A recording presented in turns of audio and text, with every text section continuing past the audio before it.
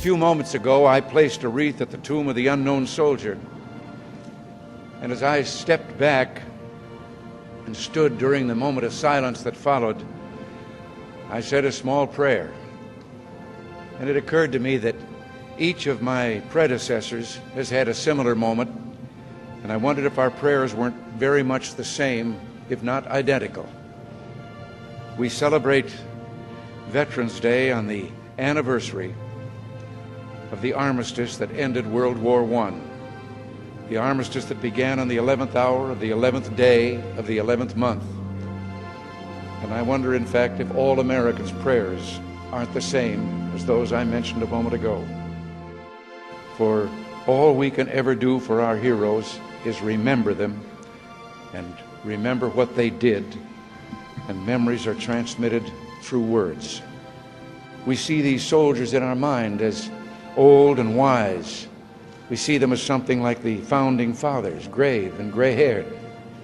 But most of them were boys when they died, and they gave up two lives, the one they were living and the one they would have lived. When they died, they gave up their chance to be husbands and fathers and grandfathers. They gave up their chance to be revered old men. They gave up everything for our country, for us. And all we can do is remember. There's always someone who is remembering for us. No matter what time of year it is or what time of day, there are always people who come to this cemetery, leave a flag or a flower or a little rock on a headstone, and they stop and bow their heads and communicate what they wished to communicate.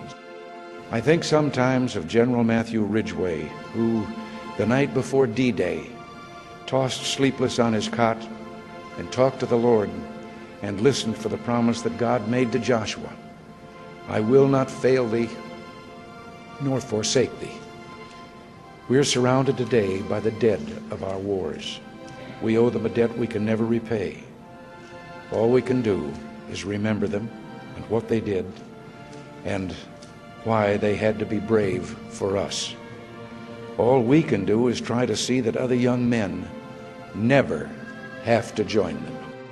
Today, as never before, we must pledge to remember the things that will continue the peace. Today, as never before, we must pray for God's help in broadening and deepening the peace we enjoy. Let us pray for freedom and justice and a more stable world. And let us make a compact today with the dead, a promise in the words for which General Ridgway listened: I will not fail thee nor forsake thee.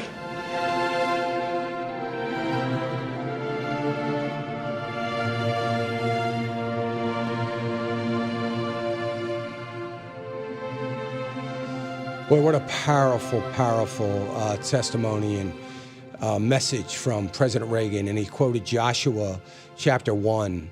As I was with Moses, so I will be with you. I will not leave you nor forsake you. What an incredible message. And we are so grateful to all of you who serve, have served, and all the families that have lost loved ones for the ultimate sacrifice for all of us. Have a great weekend, a great day of worship. Pray for this country. Pray for our leaders. Happy Veterans Day. God bless.